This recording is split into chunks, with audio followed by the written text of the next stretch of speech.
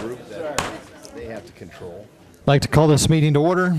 Today is Tuesday, October 23rd, 2018, and this is a Prescott City Council voting meeting. Mayor Pro Tem, do you have any announcements? I do. I would like to recognize Supervisor Craig Brown. Great to have you here.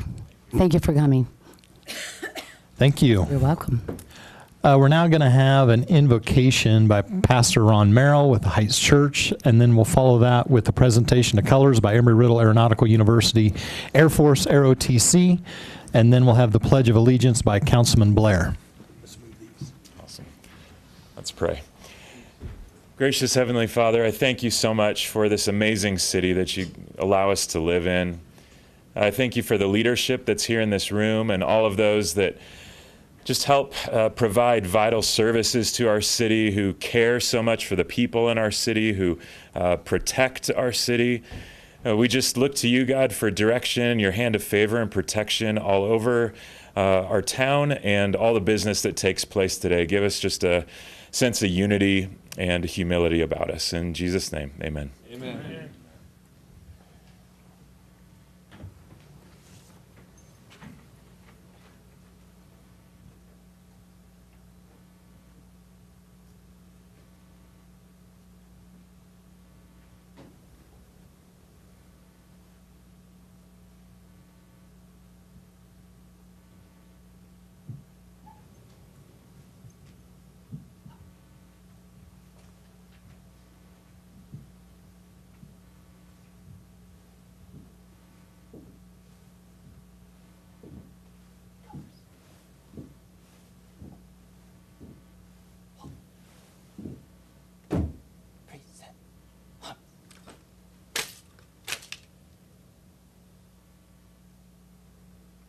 Please join me in the Pledge of Allegiance to the United States of America. I pledge Allegiance to the flag of the United States of America and to the republic for which it stands, one nation under God, indivisible, with liberty and justice for all.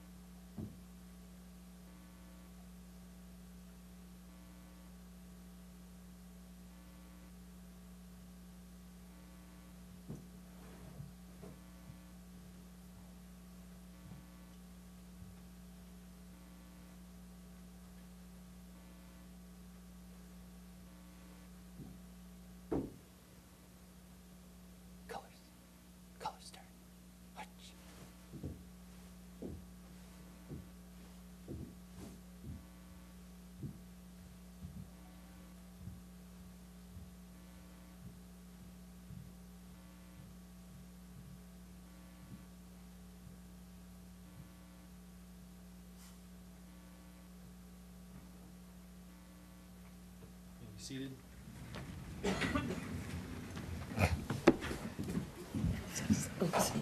going to say, don't sit down. Nicely done. I want to thank Pastor Ron, as well as the Embry-Riddle Aeronautical University Air Force ROTC. I'd like to now introduce Colonel Barry, who is the Air Force ROTC commander from Embry-Riddle Aeronautical University. Colonel? Good afternoon, Mr. Mayor, members of the council, city leaders, members of the audience. Thank you. I appreciate the opportunity for a few minutes of your time. And on behalf of the 344 members of the Air Force ROTC Detachment 028 at Embry-Riddle, we again thank you for the opportunity. What most people don't know is the size and capacity of this detachment. Over the last 4 years, we've grown in excess of 100%, in alignment with a 10% growth realized by Embry-Riddle Aeronautical University. If you think about that in a capacity and sustainment model, that's pretty substantial. And by way of how many people it takes to make that happen, I've only got a handful of cadre to keep these young folks in line and focused on a daily basis. Hopefully the 4 members of the Color Guard team you witnessed this afternoon were good representatives of that task. And I believe they are representing the underclassmen and the upperclassmen out at the university. What you also may not know is the significant amount of influence we bring to the detachment, students making decisions on where to go to school for higher learning, making those decisions in no small part based on the program that exists at Embry-Riddle, both Army and Air Force. Combined, we represent over 15% of the entire student population of the school, bringing in millions of dollars of scholarships, resources, and other type of considerations for the students' participation in their higher learning. So on behalf of the 344 students, again, Air Force ROTC, the members of the Color Guard, and the other members of my faculty and staff, I thank you for your time. I would certainly love to answer any questions if you have them. If not, I can always be found at the ROTC detachment. We work some pretty long days. So again, thank you for the opportunity. Thank you, Colonel.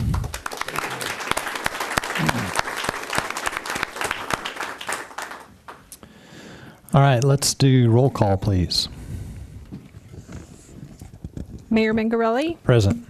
Mayor Pro Tem Orr, Here. Councilman Blair, Yes. Councilman Good, Here. Councilman Lamerson, Here. Councilwoman Scholl, Here. Councilman Shiska. Last but not least. Thank you. All right, let's do proclamations. Charitable Giving Awareness Month, November 2018.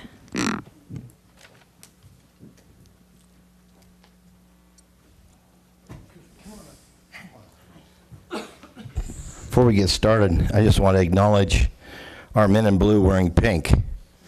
And I got to tell you, whoever selected the uniforms are absolutely outstanding. It's too bad we can't wear those all year long. So, Breast Awareness Month, everybody pay attention to what that's all about. The proclamation today is Charitable Giving Awareness Month, November 2018. Whereas the State of Arizona Tax Credit Program enables taxpayers to contribute $400 for a single payer and $800 tax filing jointly in a return and receive dollar-for-dollar tax credit on their Arizona tax bill. And whereas the full amount can be given to a qualified charitable organization of their choice and a school of their choice. And whereas by donating to a qualified charitable organization and a school, taxpayers are given the opportunity to choose how to use a portion of their tax dollars.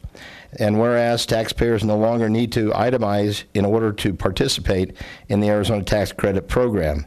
And whereas the state of Arizona and the state tax credit program is a key way of keeping our tax money in the community and keeping tax dollars local through the charitable giving tax credit, and it builds a stronger, better community at no cost to the donors. Now, therefore, I, Greg Mangarelli, Mayor of the City of Prescott, Arizona, in partnership with Yavapai Big Brothers and Sisters, does hereby proclaim November 2018 as Charitable Giving Month, and for the good of the community, urge its residents to keep their money local by making a donation to a qualified charity and to a qualified school. Thank you. Thank you. You have something to say? Go right ahead. Good afternoon. Mayor Mingarelli and the City Council and all of the citizens present and town leaders. On behalf of the vulnerable boys and girls in Yavapai County that we serve, we want to thank you for keeping your tax dollars local and helping support not only Yavapai Big Brothers Big Sisters, but the other wonderful nonprofit organizations, schools, and I need to add to that verbiage there also includes CASA, foster programs, and I believe there is a military one in there that has a cap. So thank you for keeping your dollars local and you deciding how you want to spend your money and for benefiting the boys and girls that we serve in the community. Thank you very much. Thank you.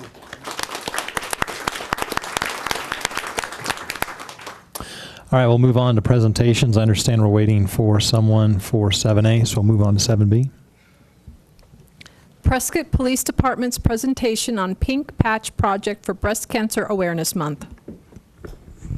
Good afternoon, Mayor and Council. Thank you for giving me this brief opportunity to talk about what is obvious. We're wearing pink for the month of October, Breast Cancer Awareness Month.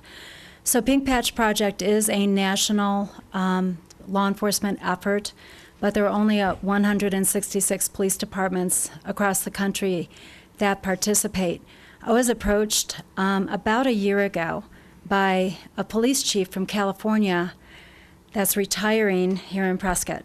And he came in to check us out to make sure that we were squared away, but invited us to be part of the Pink Patch Project. So I did what any smart leader does. I asked my folks, are we men and women enough to wear pink? Is this something we should do? And it was a resounding yes. And I really need Amy and Dave down here because I didn't do any of this. They did all of this. All I did was say yes. Police Foundation, amazing support. We couldn't have done it without them because all of this is done. The men and women wearing the pink patches, the pink polo shirts, all of the public awareness events, and all of the funds that are being raised are possible because of the foundation. All of the money is going through them, and no city funds are used to support this effort whatsoever, including the car that we have wrapped in pink temporarily. Can you advance? We do have, yeah. So this is what I just said. The money raised does go to the Police Foundation, and then they are going to donate much of that to the YRMC Breast Care Center. The foundation is also going to disperse some of the funding to two of our members who have immediate family members who are struggling mightily with this disease, and we want to support them as well. And that, I think, is why we've had such a strong interest from our police department members. So what we have been able to do, we've had to reorder patches twice. We will sell all of the 500 patches that we have ordered. And from a city perspective, we usually do one Coffee with a Cop a month. We usually have one or two other community meetings in a month. We've probably quadrupled that just with this effort. On October 1st, we started our day with Lisa and 99.1. We popped over to Radio Shine. From there, we went to Dutch Brothers and then to Panera. And then to YRMC. It was a full-on day, and everywhere we went, members of the community were there waiting for us. I have to give a shout out to Patrice from HR because she did all of our social media.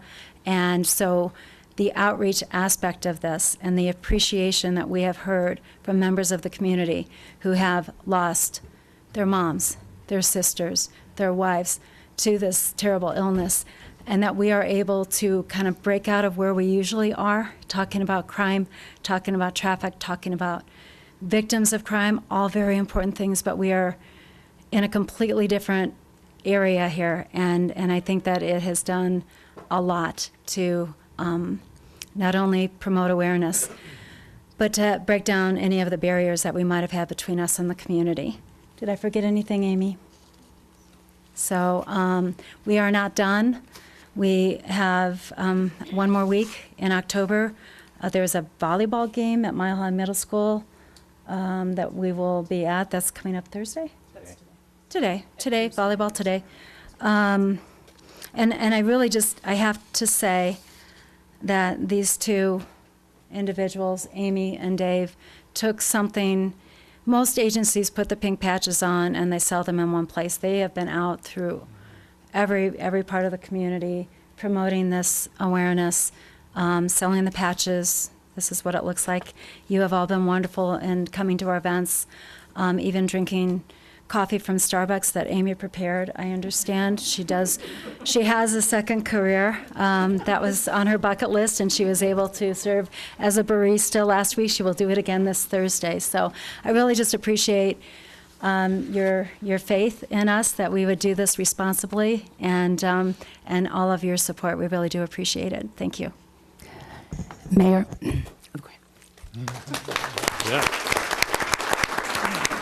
I just wanted to bring up, Mayor and Council, that last week Chief Black and Amy, Deputy Chief Amy, invited me to come to the women law enforcement in Yavapai County. And there we were recognized. And the purpose is to recognize all of the women who are in law enforcement and all the different capacities across the county. And you just did a great job with that luncheon. It's the first annual. But it was also recognized by Frank Brogy, who heads up our police foundation, that he's done some research, and we made history in the city of Prescott because we are the first and only department, a police department, to have both a female chief and a female deputy chief in the United States. So congratulations to you both, and thank you for your wonderful leadership. Hey, Chief Bonnie, before you leave, you sold me one of these shirts, and somebody said to me, well, you may be tough enough to wear pink, but are you tough enough to wear fuchsia? The answer is clearly yes, Councilman. Yes. Thank you. Are there any more of the patches left for sale, or are y'all done? Yes, here with us. How much are they? $5. Okay, I'd like to have one. All right, thank you, Chief. Let's move on to item 7C. ADEQ recognition of the Public Works Solid Waste Division and brief update. She gave Lizelle one, but that's for his. You got more here? So we're going to shame them all into getting one right here. Yeah, no, you're fine. Apparently we'll recess for a minute here while Dave sells some patches. I already got mine. 3. Thank you. Okay, the floor is yours, sorry. Thank you.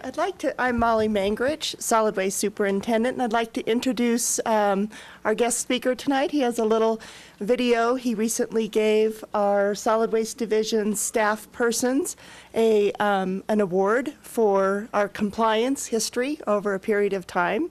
And this is Morgan O'Connor, Community Liaison with DEQ. Good afternoon, Mayor, Council, City staff, and the community. I'm Morgan O'Connor, the Community Liaison here for Yavapai County. Previous to this role, I was regulated by ADEQ. I worked for the railroad for over a decade. I feel privileged to have this role, and I'm here to assist the community, and congratulations to the folks at Sundog Transfer Station. May I introduce them, please? Yes. Yes. Please do. My apologies. I bring them all the way down here. To my right is Brian Metcho. He is he works in our transfer station. He's integral to the operations of our transfer station. He can run all the equipment, and he's also training with our solid waste supervisor, Lee Peterson, to become a driver and update his credentials in CDL. So really appreciate for you two for your performance. This award's about you and your teammates. This award is part of our voluntary environmental stewardship program that ADEQ spearheads with folks who have had no violations within the last 3 years. Being on the other side and regulated by the state, I've had a few notice of violations and notices of opportunity to correct, and really had positive experiences working with the agency to correct our notices and hence the reason that I'm privileged to work for the Arizona Department of Environmental Quality. Just going to quickly go into what my role is here with Yavapai County and what I can offer the community. I'm based in Flagstaff. I spearhead Yavapai and Coconino County. Y'all know that ADEQ was created in 1987. Our mission to protect and enhance public health and the environment in Arizona and adhere to the environmental laws and federal programs. We have 6 community liaisons throughout the state. Our website has recently been updated and it's a little more user-friendly, so for those of you that have tried to navigate that in the past, it could be challenging. This is a new page. It's called My Community webpage. I encourage folks to take a look at this. It provides information about environmental issues plus actions to address them within our community. We have another new thing on the website. It's called Feedback Tracker, and it's basically there for the public to give feedback, good or bad, that can help us utilize to improve services to your community.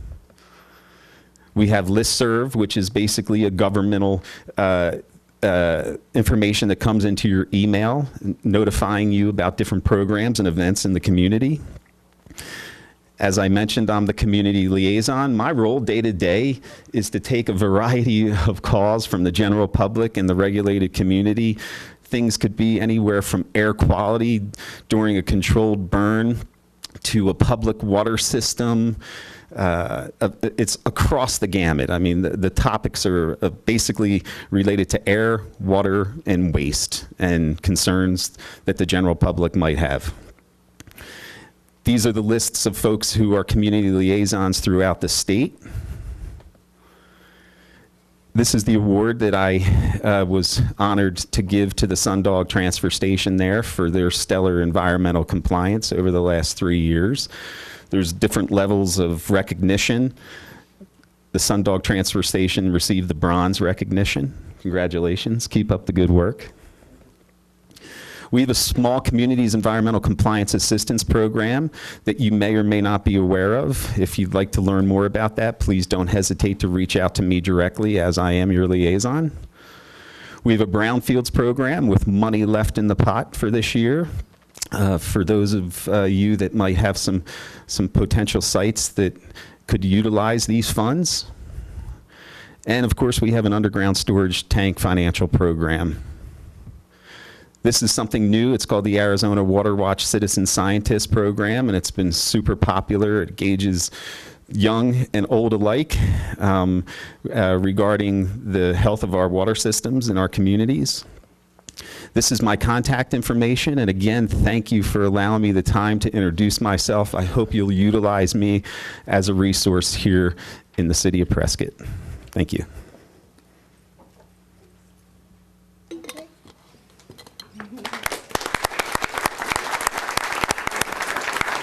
Thank you, Morgan. Molly, Brian, Lee, thank you. Thank you for your work. Appreciate your diligence and your passion for what you do. At this point, we're ready for 7A? Okay. Recognizing Julius Ortenzo for his heroic efforts on August 30th, 2018.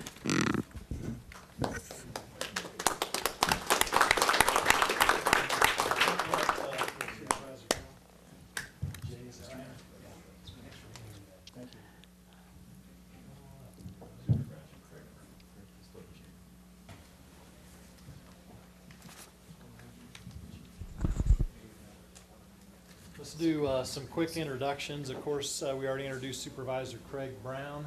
Go ahead. My name is Peter Combe. I'm the Operations Manager for Lifeline Ambulance here in Prescott. Scott Kyle, I'm an Administrative Supervisor at Lifeline Ambulance. Haley Dennendorf, EMT. This is Mr. Jay Lorenzo. So thanks so much for being here today. Well, people ask me, are you enjoying being the mayor? And yes, when I get to do things like this and celebrate someone who has been able to have the opportunity to save people's lives, we want to celebrate what Jay has done and recognize that publicly so that that we can all take part in the celebration. So would you guys like to talk a little bit first about the history and kind of what happened with the accident? Or? Be happy to.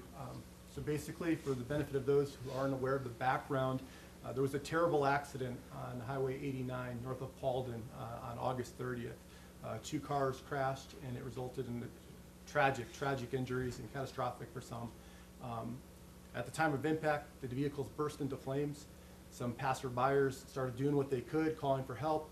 And then one specific bystander observed what was going on, recognized that there were still people in the vehicle, and really, with disregard to his own safety, decided to initiate care, started pulling people from the vehicle that was on fire, ended up saving multiple lives. And although a lot of people went above and beyond that day and doing everything they could to help people, we felt that it was specifically worthy for recognition of the efforts and the life impact that Mr. Ortenza made, and the fact that he saved and impacted so many lives on that day. Truly something that should be emulated by others in our community and worthy of recognition. Yeah. Would you like to present?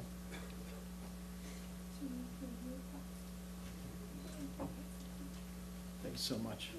Really appreciate this recognition. A lot of people were involved out there, and this is really on behalf of accepting this for everybody that was involved in that horrific accident. Thank you. Yep.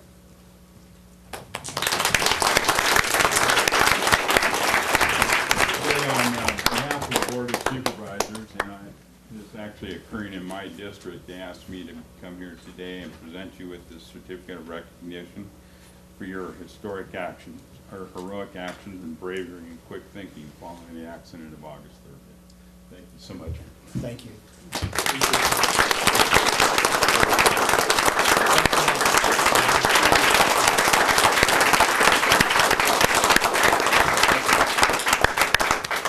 Well, on behalf of the City Council, I'll echo the same sentiments.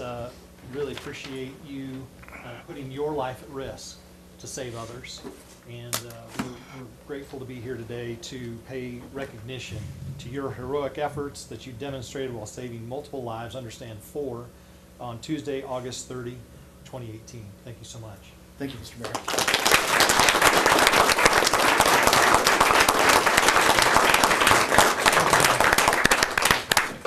You bet. Thanks. Done.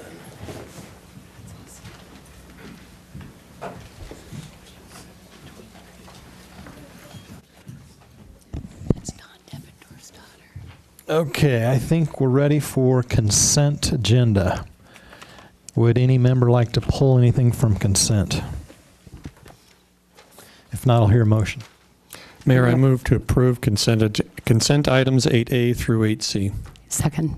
Motion and second. Please vote.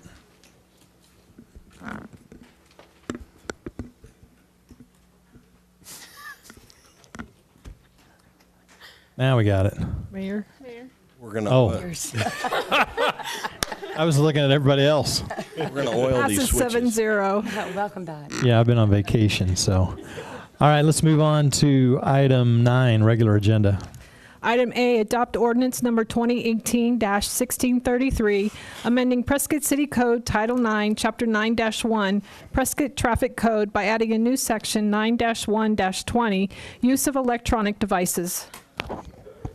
Mayor and Council, as you recall, we had a study session on this item 2 weeks ago with the direction to bring forth an ordinance for this council to consider. Just kind of make a few points that I put in the council memo. A little bit of background. Yavapai County adopted a similar ordinance requiring use of hands-free mobile communication devices that takes effect November 3. In the country, there are 16 states and D.C. that ban or that ban talking on a handheld cell phone. 38 states restrict what are called novice drivers, and Arizona being one of them. Text messaging is banned for all drivers in 47 states and D.C. And other than for novice drivers, Arizona does not currently ban text messaging while driving. So what our ordinance does, it pretty much is similar to what Yavapai County is doing. It prohibits the use of mobile communication devices while operating a motor vehicle unless it's hands-free, meaning talking on the phone or texting or emailing or using your map, your GPS map has to be hands-free. It doesn't require a Bluetooth necessarily, or a car that has a more modern car that has a screen on the dashboard. Could be something as simple as an aftermarket mount on the dashboard that you put on with a suction cup that would hold your phone. One of the things I wanted to point out in the ordinance that there is the ability to actually activate the hands-free is allowed. In other words, if you have to push the button to go to hands-free, for instance, on your touchscreen, if you have a car that has, it's a more modern car, you can actually, end the phone call by pushing the red dot, for instance, or pushing the answering the phone, for instance, if you have to manually do that. That would be allowed under the ordinance. So in other words, it doesn't have to be voice activated. Our ordinance, I guess there are two kind of differences between our ordinance and what the county is doing. Ours would allow for use, operating a motor vehicle definition allows you to pull over to the side of the road or off a roadway and stop at a location where your vehicle can safely remain stationary. So the language is a little different. It doesn't have to be in park, technically. In other words, if it's a manual transmission, for instance, or if it's in drive and your foot's on the brake, you can then use your phone again, as long as you're safely remaining stationary. And then the other difference is the Yavapai County ordinance has distinctions for fines. Our ordinance proposes a $100 fine for a first offense. Yavapai County's is the same, and then they add a $250 fine if there's an accident. What we propose is that for a first offense, it'd be a $100 fine, and then consistent with the city code, a subsequent offense within 12 months would be essentially up to $2,500. That would be at the discretion of the traffic hearing officer or judge. Our city code provides that civil offenses have a fine between $50 and $2,500 unless otherwise specified. So in this case, the minimum would be $100. The maximum would be $2,500. It would be up to the traffic hearing officer or the judge if there's a second or third or fourth offense.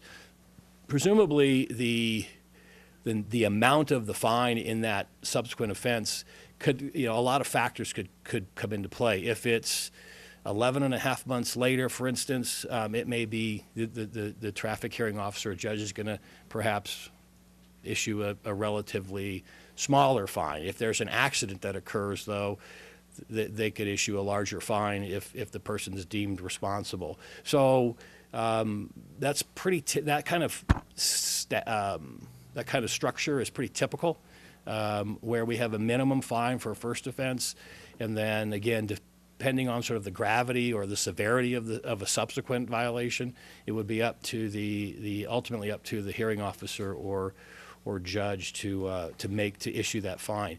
I wanted to point out something because a couple people have asked me. The county ordinance sort of purports to say this is enforceable in the city of Prescott. I think the concern we have with that is that it may be enforceable in parts of Prescott and not others. In other words, if it's on a state route, perhaps it's enforceable. If it's on a county-owned road that happens to be in the city of Prescott, the county ordinance would be enforceable. But I think from a jurisdictional standpoint, there could be a problem if we try to enforce the county ordinance on our city streets. So that's why we're suggesting if you want this as a policy, then we should have our own ordinance. It's also cited into the city court. The city attorney's office we wouldn't necessarily prosecute unless, depending on the circumstances, but it would go to the city court or city hearing officer rather than the justice court. So again, substantively, the regulations pretty much identical to what the county requires. There's some I guess wording differences. We tried to sort of simplify it a little bit more maybe than what the county did. But in the end effect will be, if this is adopted, it would take effect 30 days from today. Again, with your sort of direction to the city manager, there could be a grace period, if you will, a warning period through, say, the end of the calendar year before fines are actually issued for violations. So people kind of get used to it, get you through the holidays, those kinds of things. So subject to your questions, I've kind of completed my presentation. Thank you, John. Councilman Blair.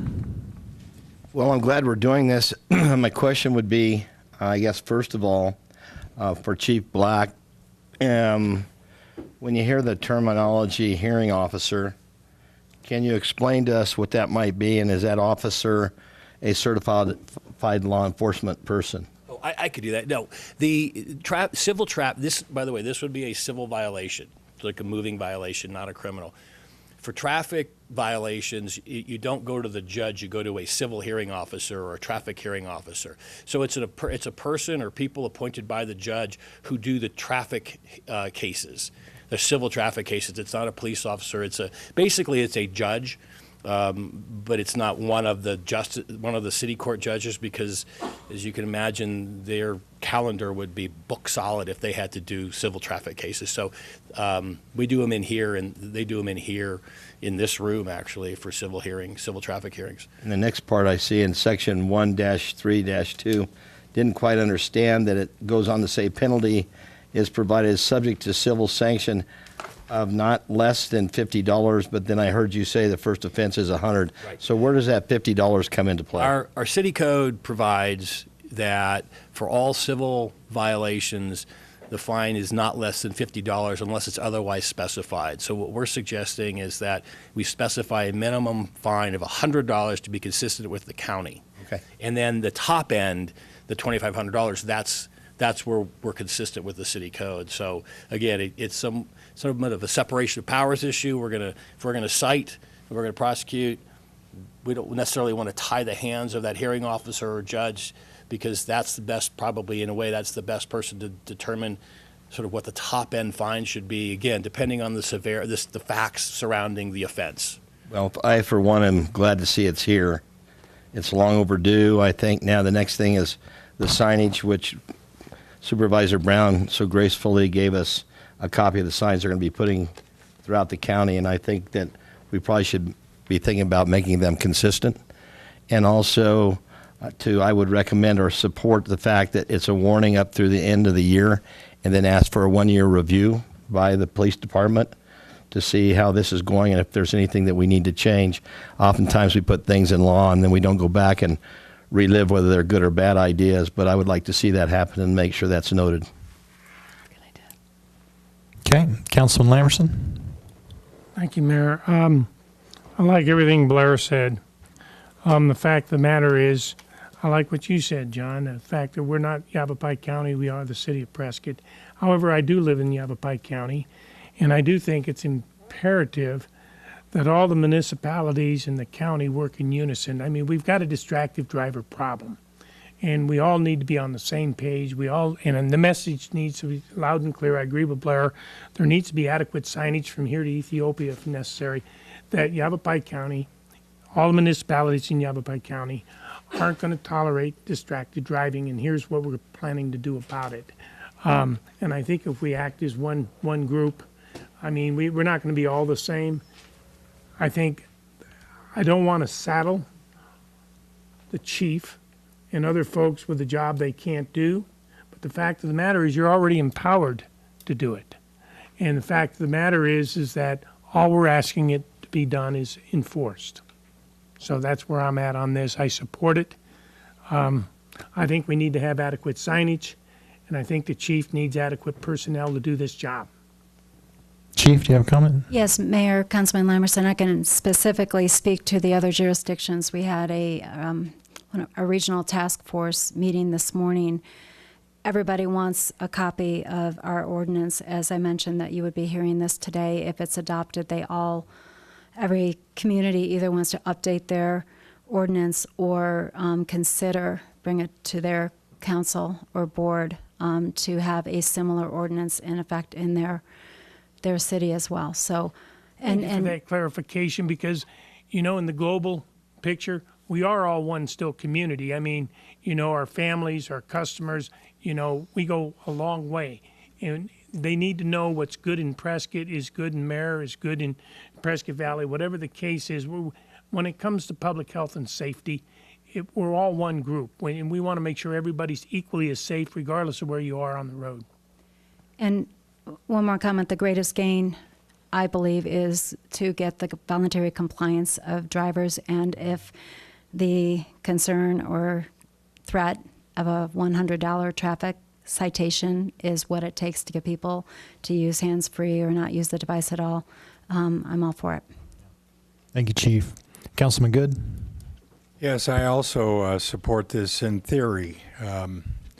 Is distracted driving with cell phones a problem? Yes, I think it is. I think we all agree that it is. Will this solve distracted driving? Probably not, but it is a step in the right direction. And I think once the violators that create the most risky behavior are cited, then we'll get their attention and hopefully modify their behavior going forward. That's why I think a $100 fine is pretty reasonable. I think that'll get most people's attention, especially when you add the $84 in fees on top of it that they'll be paying. However, I do object to this $2,500 limit, a discretionary limit with a hearing officer. I think that's far too severe to allow a hearing officer to impose this, especially since we're going to be reviewing the frequency of citations over the course of a year. I'd rather work from the bottom up rather than from the top down. If we can start with $100 and maybe a subsequent violation might be double that, then if it turns out that we do have some really bad drivers who are creating a lot of real problems, then we can consider additional fines. But to put this in the hands of a hearing officer to impose a fine of this size, I think is just far too high. And I would recommend that we either keep it at 100 or maybe 200 for subsequent, and then we look at this after a year and decide whether we really need any additional penalties added to it. Thank you. Councilman Sishka? Thank you. You know, I agree with Councilman Good on this situation. I think $2,500 is way out there. I don't think that we need to do something like California, which is $40 from the first time to the 100th time. But I do think that that's a little out there. My question is, if ignorance is not an excuse, what about the 48% of the people who come up here and spend money in Prescott who are tourists and people from outside of the area? How are we going to let them know that this cell phone situation is prevalent here in Yavapai County and in the city of Prescott? I think what's your name Geronimo. Pocahontas. I think there's signage that can be put up on the highway that tell people that it's a hands-free community or something like that. I haven't seen the county signage, but I've seen similar signage in other places. One of the interesting things I mentioned last time. Oh, here's an example. One of the interesting things I mentioned last time that we could, as part of the education program, is make sure that our hotels and places inform our visitors that we're hands-free. And somebody from the hotel business said, all of our visitors are shocked when we're not hands-free. In other words, if you're coming from another state, for the most part, you're coming from a place that is hands-free. So, the out-of-state types, and I know we had an earlier discussion, Europeans are all hands-free, and it's a fairly severe fine for using your phone if it's not hands-free, particularly on the Autobahn. So I guess my point is that we could certainly inform people by putting up signage on our highways coming into town, similar to what the county's doing. I don't know if you've seen that.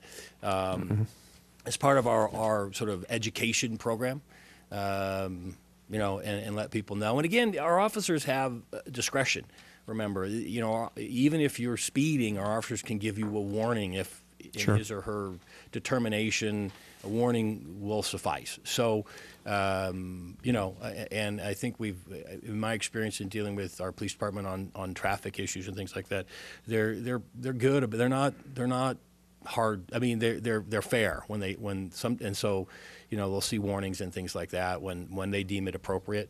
So I think we have all of those tools in the toolbox to make sure that people aren't unfairly, I guess, cited for something. Well, Councilman, just to dovetail on John's comments, ahead, I Mike. think we could put information on our website. We could request the chamber does likewise. For those that are coming up here and want to look at some of our tourism-related sites, we could certainly ask them to put a message out. Do we have something to put up on our businesses? We could put something together. Okay. And the only other thing I had to say was you can be pulled over for this, right? It's not like the seatbelt law where if you get pulled over and they see you without a seatbelt, they can. This is considered a primary offense. So, or in the ordinance, it's deemed a primary offense, meaning a police officer can pull someone over if he or she sees the person on the phone or texting or something like that. So, right, yeah, they can pull somebody over. It is a primary offense. Okay, thank you. And the counties is as well. So we're consistent with the county. And if what Chief Black kind of told us earlier, if this thing is likely to go countywide, that actually makes it easier because really no matter where you're coming from, and then Coconino County has a similar ordinance too. So, wherever you're coming from, you're going to pretty much see hands-free. I think we probably ought to ask our rental car companies to put some signage up too. And as much as we can inform people, why not prevent the use versus citing people? That would be, I think that's our goal here, is to make this preventative rather than reacting and fining people. Thank you. Mayor Pro Tem? Thank you, Mayor. I'd like to recognize Senator Karen Fan, who really has worked on this for 5 years at the legislature to try to get something done, has been able to take a few baby steps, and certainly the leadership of the County Board of Supervisors, Supervisor Brown, thank you for that, and Central Yavapai Metropolitan Planning Organization, SIMPO. They've been working on distracted driving now for about 1.5 years and have done several videos, and so there's a lot that's out there, and so we're kind of standing on the shoulders of others, and so thank you for your leadership, and if you'll pass that on.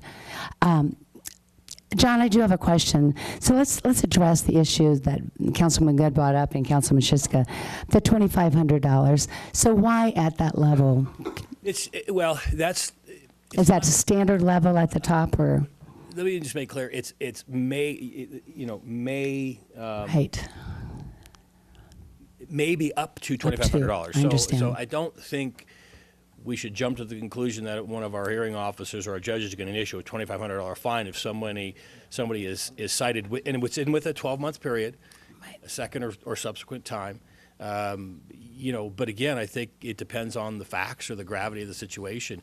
If it's 11 months, 28 days, I think your hearing officers, who are, in our experience, are really fair. Again, when they do the hearings, or maybe issue on the lighter side, say $100. But if it's 2 weeks later and maybe they cause an accident, well, the penalty can be more severe. So, and that isn't. And again, the reason we went away from the county different fine for causing an accident is, generally speaking, if you cause an accident, there's probably going to be a bunch of other sites you're going to be hit with.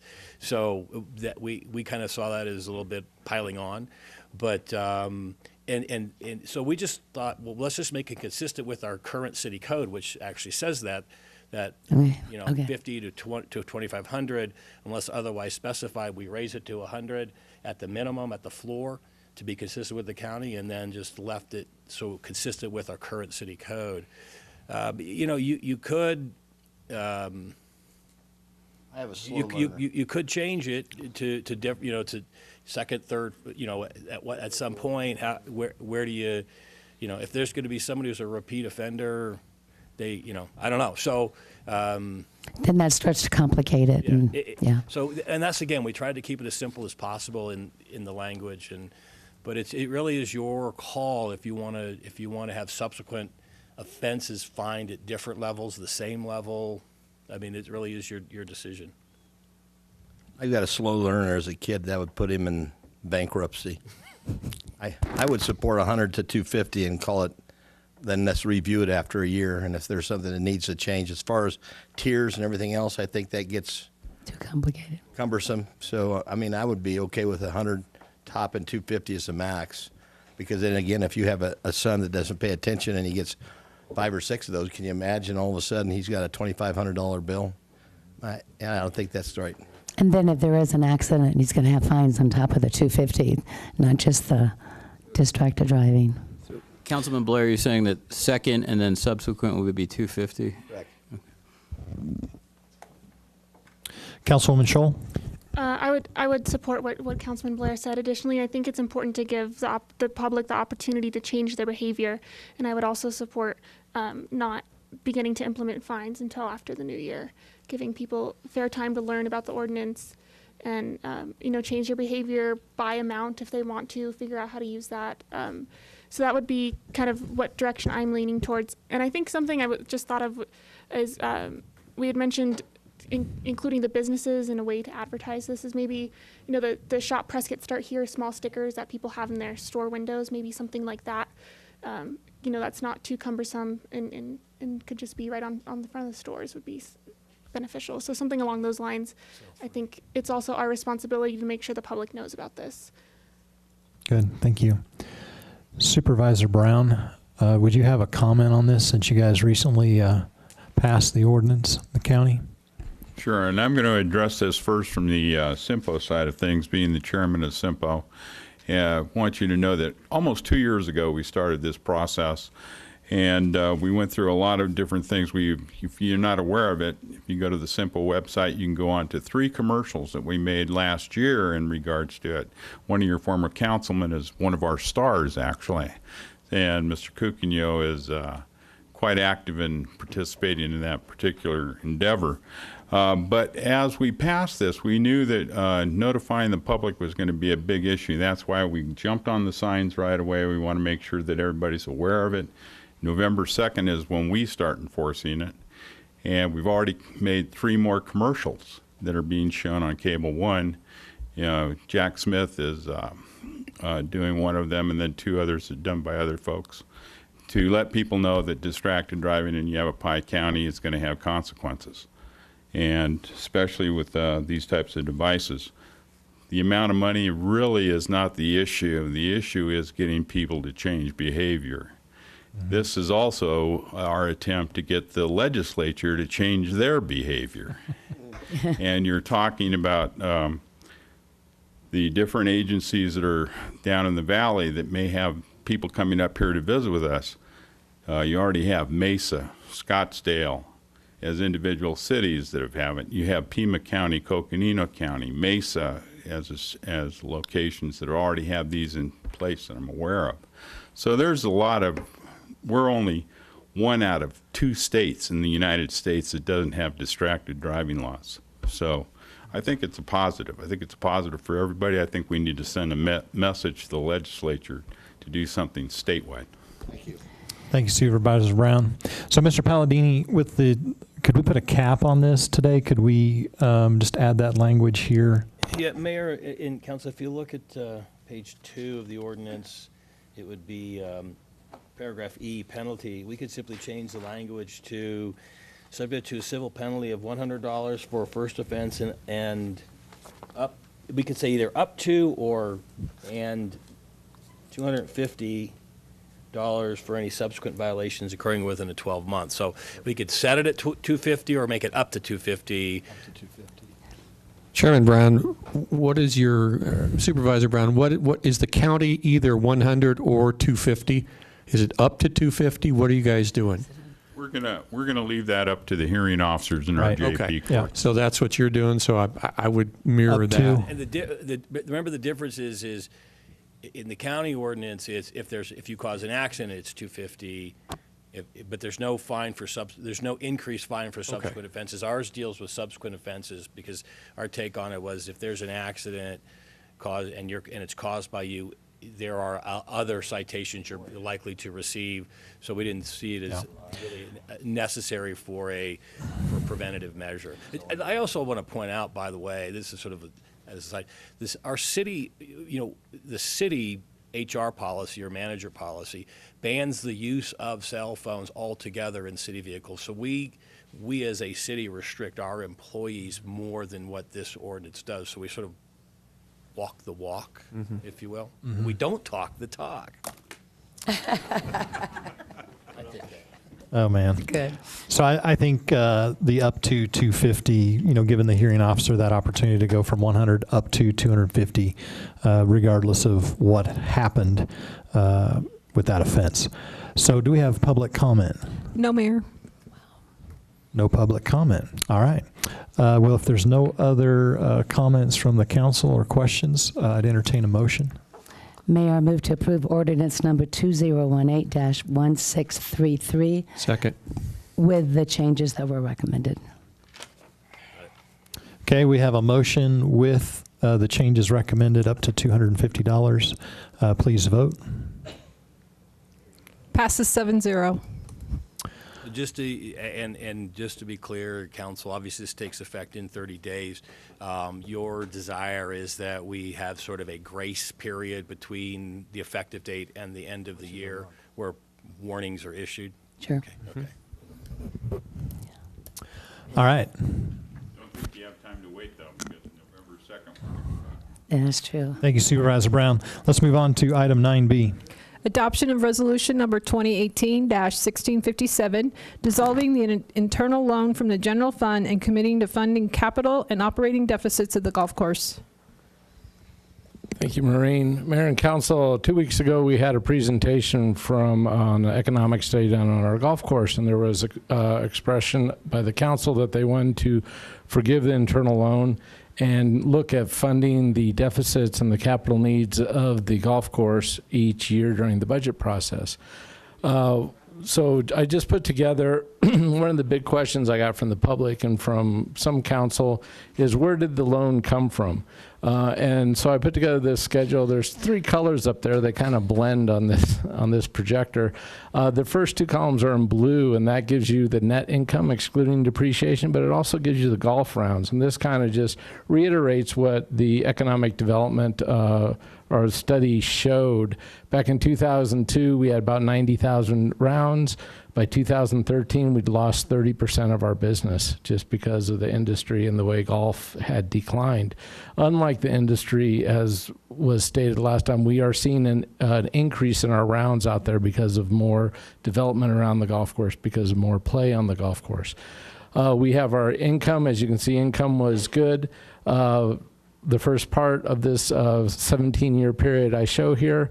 However, the reason I showed 17 years is because that's where the loan has come from. And although cash, our income was good and cash from that from customers was positive, we did have a lot of capital we were doing on the course, improvements to the clubhouse and other things that council felt at the time was important to improve this asset of the city. This final column here, the change in the general fund loan shows the loan each year. As you can see, some years we actually paid some of it down, 2 years out of this 17-year period. But primarily it came about over this period, went from the $22,000, which it was at the beginning, to $5,283,867, which is what it was as of the audited financial statements for fiscal year 18, which is the amount that is contemplated to be forgiven with this resolution. This resolution basically does 3 things. It enacts the removal of the loan, getting rid of the loan to the general fund, that $5.2 million. It puts the golf course, the operating deficit, the second one is to keep it as an enterprise fund. This will allow it to be separated in the audited financial statements where it's clear what's going on with the revenues, what's going on with expenses, what's going on with the changes the staff is making and how it's managed. Is it operating more efficiently or not? And then thirdly, again, it will be looked at each year during the budget process to fund those capital needs and the operating deficits from other city funds, whether that's the general fund or maybe there's a capital need out there that falls in line with the bed tax fund or whatever. It doesn't specify the fund. That'll be discussed and determined by council each year during the budget process. With that, I'd be glad to address any questions. Thank you, Mark. Let's see, Councilman Blair. Well, I think it's important to recognize, and I don't know how you show that, Mark, that over the past couple of years since we went to Billy Casper Golf, that we have reduced our number of employees at the golf course and saved X amount of dollars, have we not? I mean, yes, we've reduced our number of employees. You can see I have the operating revenues here. Get that off the screen. You know, net income is looking at 171,000 deficit last year, 160 the year before. Yeah, we are probably not as bad off as if we were kept it the way it is. The issue is just a difficult industry to pay for itself. I know that Joe is working on other models and going to be bringing other things to the council for consideration, different arrangements. And that's why I feel it's important to keep it as an enterprise fund. It allows you to get this type of detail from audited reports for the 45-year history that it has been an enterprise fund. Well, I agree with the enterprise fund. The point being, going back at ASU in 1979, they were telling us then that recreation never pays for itself, and that's still true today. Whether it be a softball tournament, it does not pay for itself, but we bring in tons of revenue by the teams that come here and use the bed tax and everything else. So I think we need to look at it through the scope of how we did by having a group come in and analyze what the benefit is to the city by having a golf course. So I support everything we talked about doing, and the new changes, I support that 100%. Great. Councilman Lamerson. Thank you, Mayor. Mark, I agree with keeping the enterprise fund and the restricted monies that are generated at the golf course going back into the restricted fund that goes back directly for the golf course. What I think we need to acknowledge as a community, there's a lot of amenities in the community that we never did expect that they would generate the revenue to pay for themselves. You can call the trails, you can call the parks, you can call all the amenities that this community enjoys that don't charge fees or charge minimal fees, and we don't expect them to pay for themselves. They're considered an amenity to the community that creates an overall environment here that's conducive to a quality of life. So I don't have a particular problem with what we're doing at the golf course. I think the golf course is a multi-million-dollar asset to the community, and we need to take care of that asset. It's not a liability. It creates an environment that generates people here. Some people enjoy it because they live here. Some people enjoy it because they come here. And I just think it's one of those things that we need to take care of and not let it go downhill. Councilman Good. Yeah, I agree with Councilman Blair and Lamerson. This is, I think, the appropriate thing to do. We want to continue to have it as an enterprise fund so we can watch its performance, make changes, monitor those changes, try to keep any deficits as minimal as possible. Hopefully, someday it might show a profit. Unlikely, nevertheless. But we can see even since we moved to Billy Casper, those deficits in operations have been cut dramatically. And when you look at that $526,000, you have to factor in the fact we bought a whole bunch of new golf carts that was about $500,000 of that number. So keeping it in an enterprise fund allows us to keep an eye on it, manage it, make changes, monitor those changes, etc. But to continue to include it as a debt that's going to be potentially repaid is, as I said before, kind of ridiculous. And it also shows up as an asset on our balance sheet that is not really there. And it shouldn't be considered as a potential future reserve, which it looks like on a balance sheet and a financial statement. So eliminating that from our reporting, I think, gives us a much clearer picture of where we stand as a city and how we can best manage the general fund. So for those people who aren't aware of it, this is all included in the general fund, and we've segregated it with this this amount of debt, and by eliminating that and just managing it through enterprise and our annual budget, I think will be much more easily understood. So I support it strongly. Thanks. Councilman Stishka. Thank you, Mayor. You know, I'd just like to relate this to something that I'm very close to. The study that we wanted to, that we actually ended up doing on the golf course, showed that we get $7.3 million in economic benefit in every year for the city of Prescott. And so I relate it to the shelves in our store. By themselves, the shelves don't produce revenue. But if we didn't have the shelves, then we wouldn't be able to sell the stuff that does produce revenue because the stuff is on the shelf. So I think that we need to relate this as a tool for the overall economic benefit of Prescott. Mayor Pro Tem. Thank you, Mayor.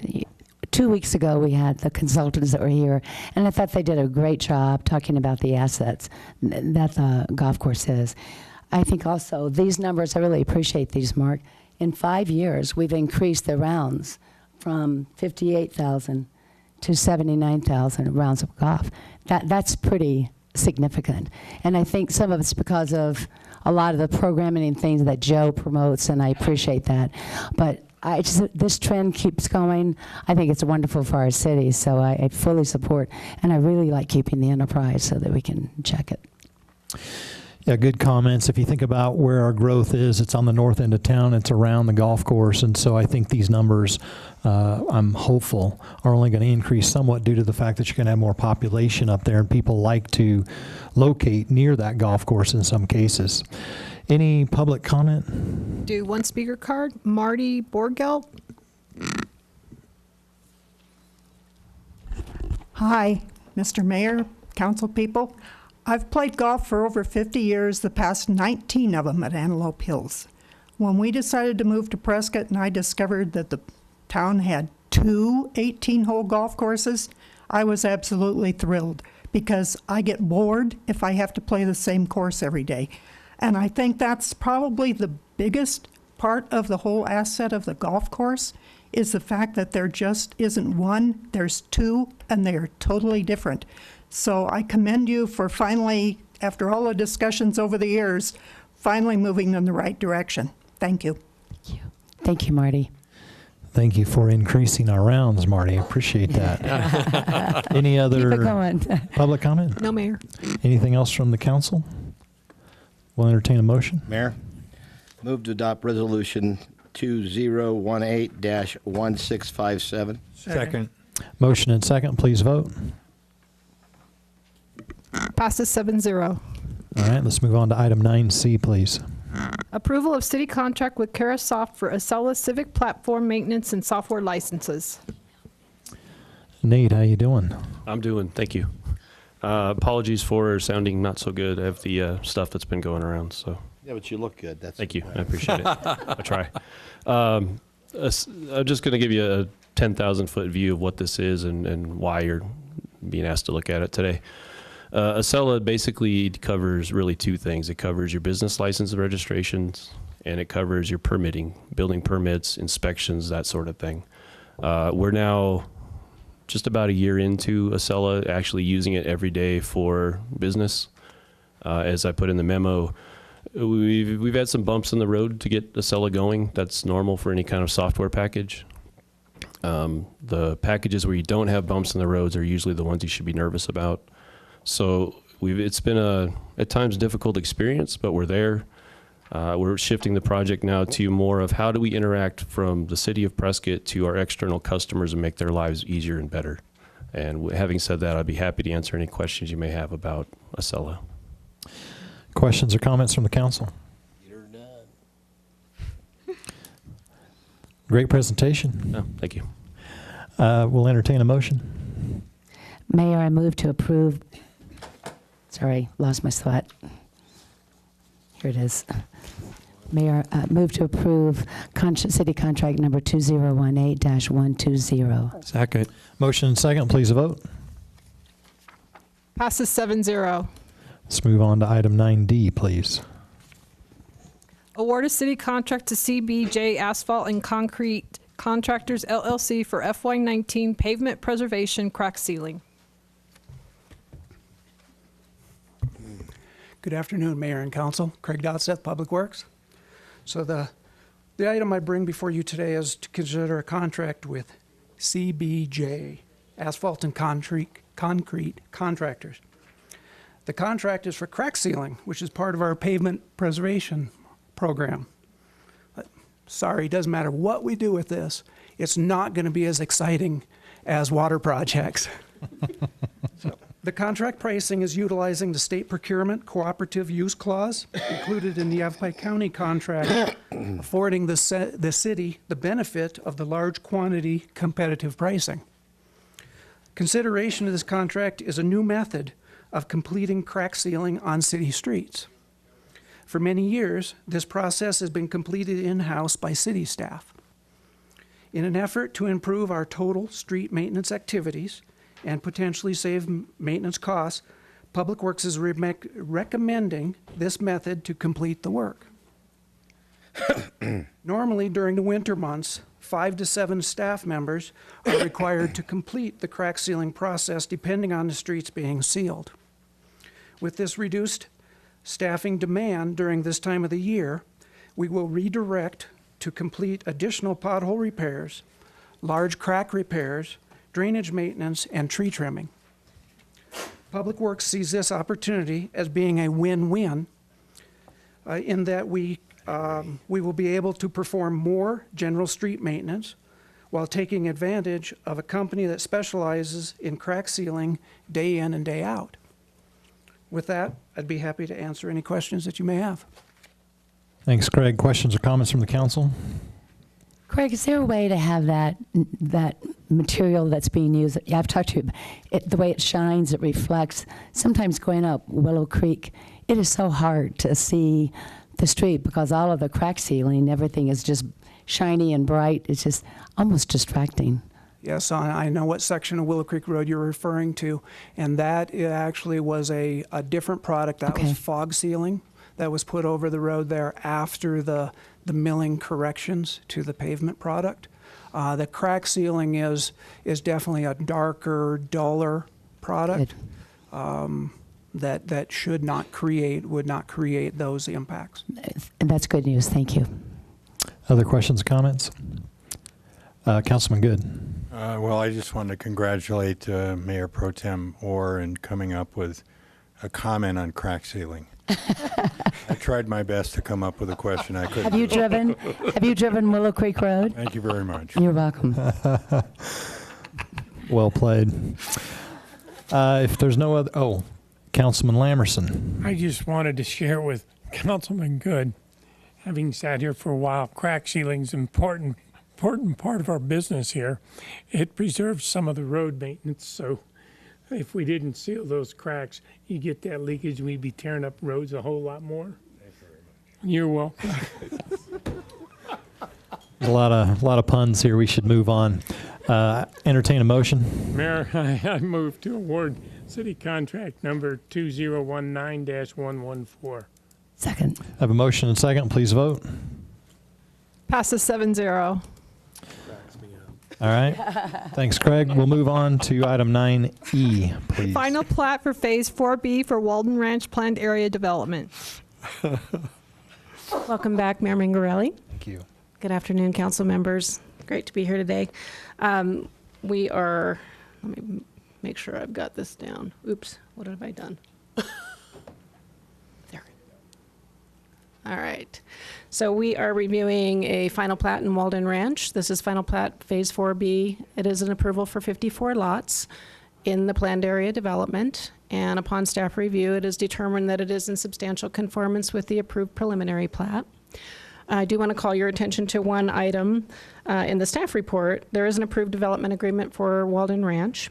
And we did have a typographical error for phase 2. It's not 26 slots, it's actually 22. And with this final plat, Walden Ranch Community, it does substantially meet milestone number 2 under the Water Services Agreement. Doesn't actually complete that milestone. So I just wanted to make that brief clarification for you.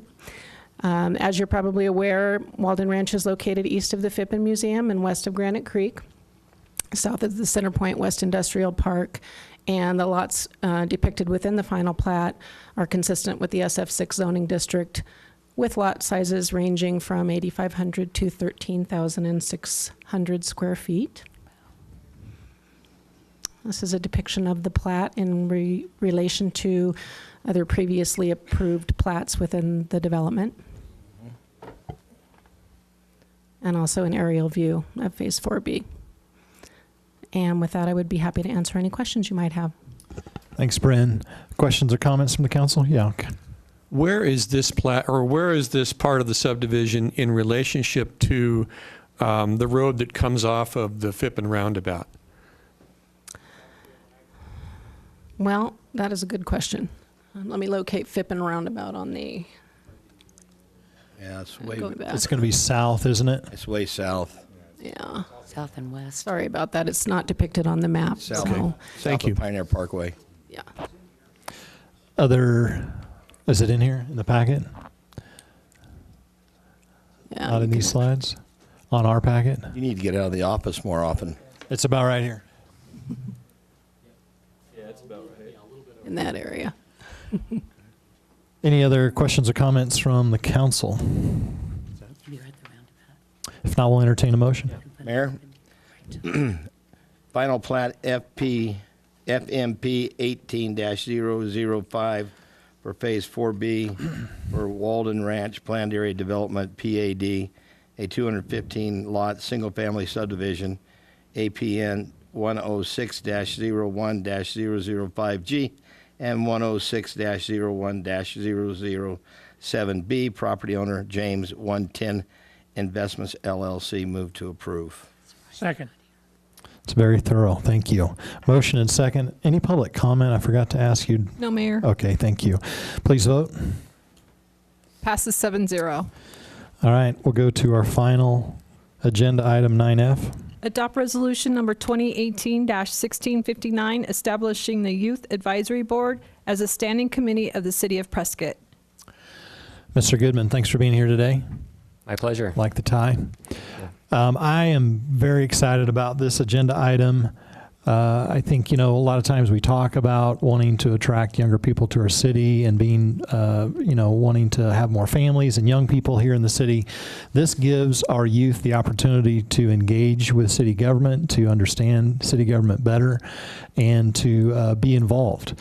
And it also gives them, to some degree, a voice with city government. And so I'm very excited to have this. I appreciate Tyler's work on this, ramping up to this, and with that, I'll let you take it from there. Thank you, Mayor. I'll just share a few details. The mission of this board would be to provide insight and feedback on issues relating to the youth in the community, including city ordinances, long-range planning, city-school district relations. And the board seeks to enable youth to participate in improving the quality of life in the community. They will advise the city on a few different things, those being activities, programs, and events. They will assist with planning and implementing an annual youth government day, so local youth can become familiar with city elected officials, local services, and the city, how it functions, how it works. And they'll perform any other roles and duties as assigned by the city council or city manager as those arise. They may also wish to participate at the League of Arizona Cities and Towns, the annual conference. They have one day that's set aside for youth throughout the state to go to talk about local government issues throughout the state and to participate in that. So they may want to be involved in that as well. The board will have 7 members appointed by the council. They will have a chair and a vice chair selected amongst themselves from the committee. And the students will range from grades 9th through 12th. They will serve staggered terms, 1 or 2 years, except for this first round. Because we want to start in January, we would like them to fill a 1.5-year term until the end of the school year in 2020, as far away as that sounds. And we are working currently with the schools already and school leadership to distribute applications, get the word out, and we'll be going through that process throughout November, bring it to council in December, and have them seated and going just after the first week of January. Thank you, Tyler. Questions or comments from the council? Councilman Lamerson? Thank you very much, Mayor. I really appreciate Alexa's input on a lot of this. You know, one time in life, her future depended on people like us.